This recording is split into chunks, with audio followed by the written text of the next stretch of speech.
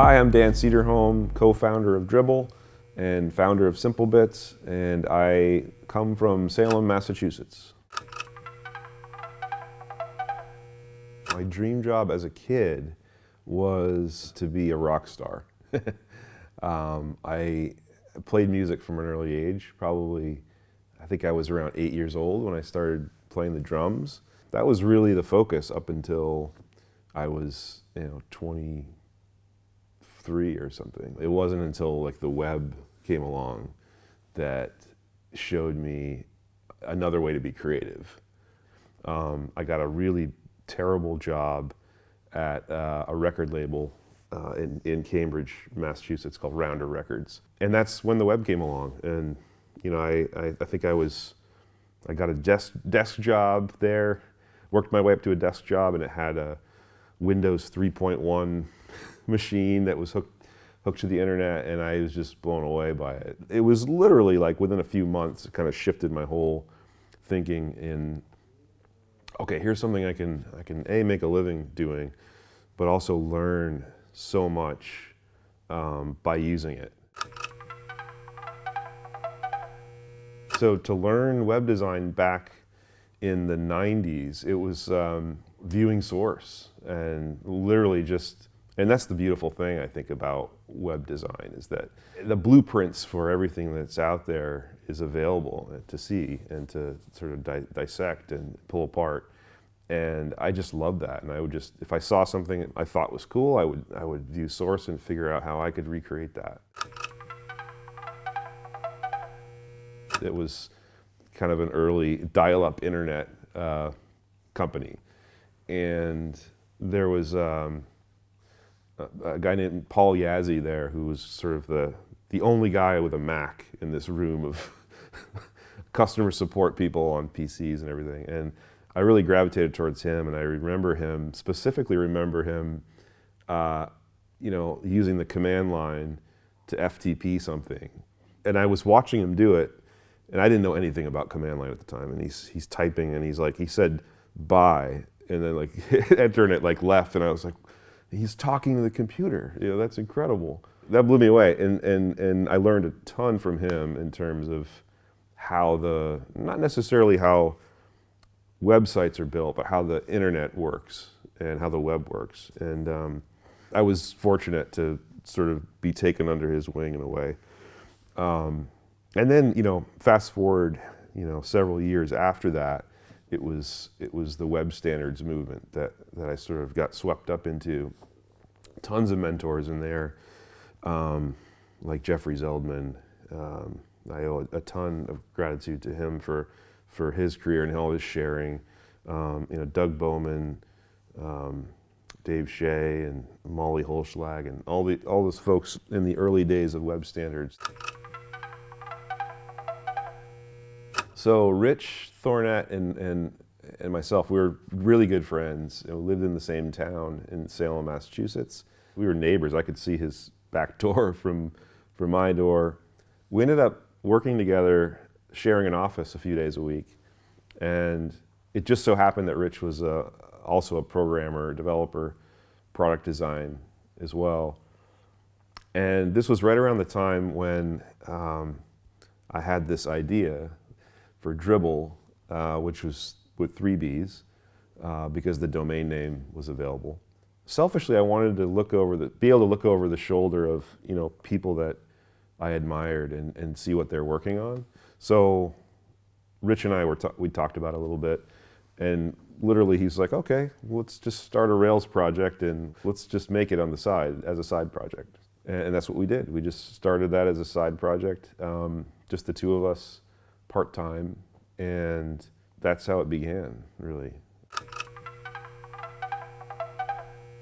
One of the things that really helped us initially is we invited probably 50 to 100 friends or colleagues that I knew they were great designers. And so I ended up sending them a t-shirt and a handwritten code to get into the site. Say, hey, hello friend, please try out our site, Dribbble, and here's the URL. And the t-shirt was great because it kind of guilted them into actually checking the site out, rather than me just sending an email saying, hey, we've got this new product we're working on. So what was great about that is that this group of 50 or so people, really, really good designers, they set the tone of what was being shared, uploaded, and they immediately shared really interesting, visually compelling stuff. And that was a foundation for the next wave. One of the challenges is that this site was a site for designers, and many of them front-end people themselves.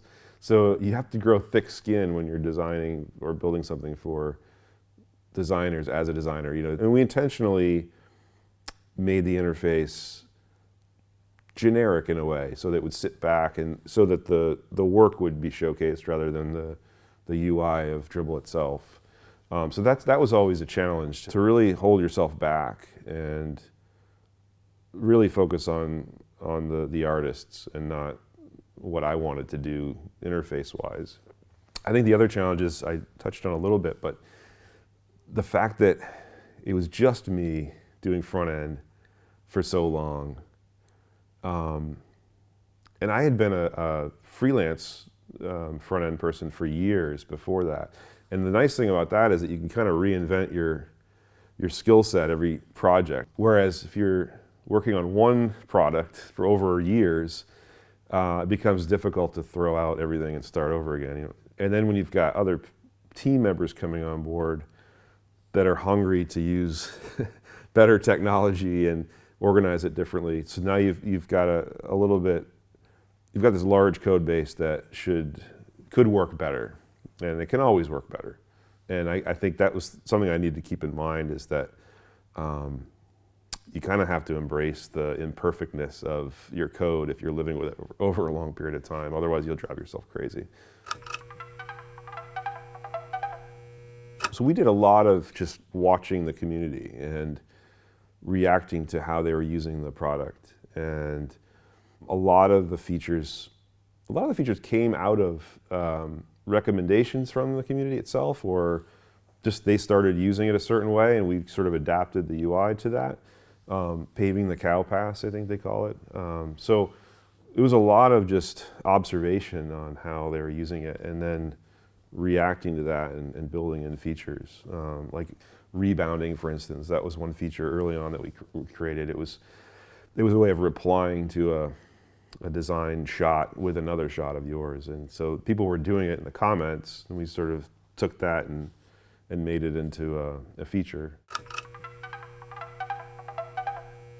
Initially, Rich and I actually rented a much larger office than we needed in Salem, Massachusetts, thinking that we wanted to hire locally. And it turns out, there's not a ton of product folks in Salem. Actually, there is now, but at the time. And I think a couple of our first hires were remote, and that kind of just snowballed. And we realized, even Rich and myself, we'd be in the same room, but we'd be working in Slack anyway, because it's just more efficient to communicate that way for a lot of this stuff. So a couple hires remote kind of set the tone, and then we realized that opens up a whole market of talent. But aside from that, I think I couldn't go back to a non-remote job, I think, because remote, much better for just life balance.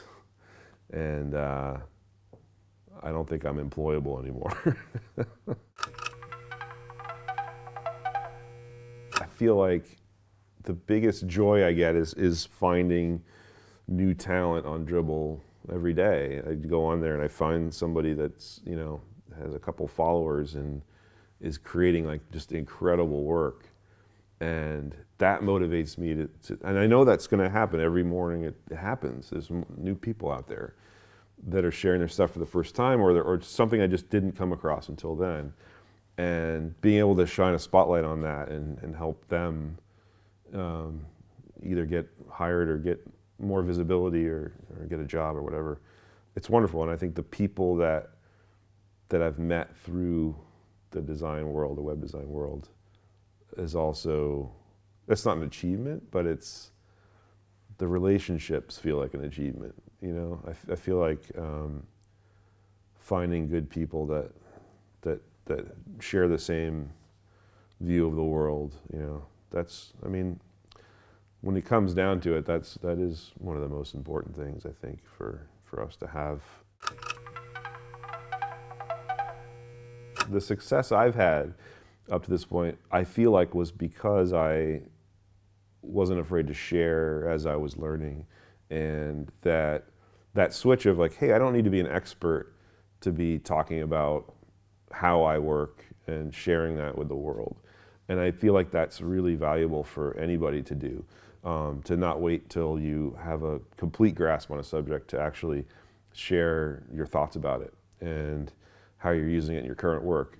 Whether that's a blog or Twitter or whatever it is, doesn't matter. Because that's going to be crucial. Writing skills are just crucial anyway. Communication with the team, copy on the website, all of that's just the foundation of, I believe, of interfaces too.